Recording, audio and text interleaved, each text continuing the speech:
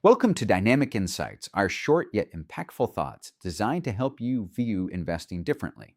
I'm Brad Barry, one of the portfolio managers of the Dynamic Alpha Macro Fund. We just crossed our 3-year mark and earned an overall 5-star Morningstar rating. And today, we're pulling back the curtain on our own fund. Not the performance, the process. Because when advisors look at this category, almost everything they find is doing the same thing. We're doing something completely different, and the difference is worth understanding. Let's start with how the fund is built. Most funds run on a single engine.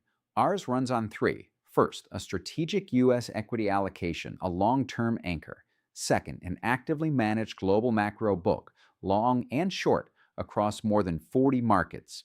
Those two sleeves have historically shown a low correlation to each other, and that difference is the third engine. It gives us the opportunity to rebalance between them inside the fund, trimming what's run and adding to what's lagged. That's the whole design, seeking equity-like returns over time generated differently.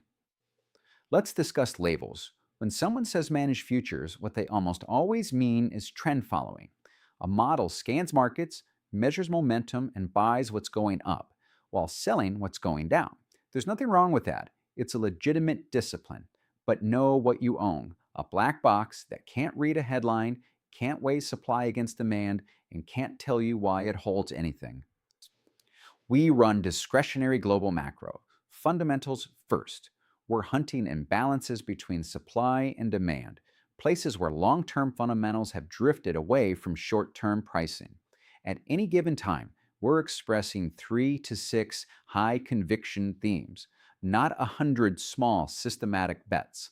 And because a human makes the call, we can do the one thing a trend model structurally cannot: take profits and step aside before the trend breaks.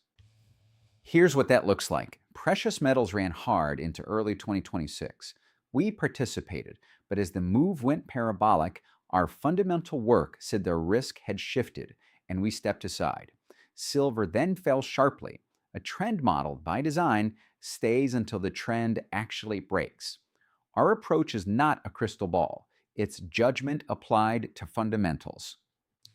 Which brings us to the point we care most about. We don't just target non-correlation. We target non-correlation with causation. Many diversifiers are uncorrelated by accident, a statistical quirk that disappears exactly when you need it most. We want return streams that are different for a reason, because they're driven by different fundamentals, different causes, genuinely different results. One difference that gets overlooked, the wrapper. In this space, the mutual fund structure is an advantage. You transact at the fund's actual net asset value. No premiums, no discounts, no hidden load. There's also no tax advantage to futures being in an ETF. You see, futures are marked to market at year-end either way. And we aren't boxed into stock market hours. So we can trade contracts and windows in ETFs simply cannot reach. The takeaway, if you're already using managed futures, this is a complement, a different engine, not a duplicate. And if you've been burned by trend following, understand our approach is fundamentally different.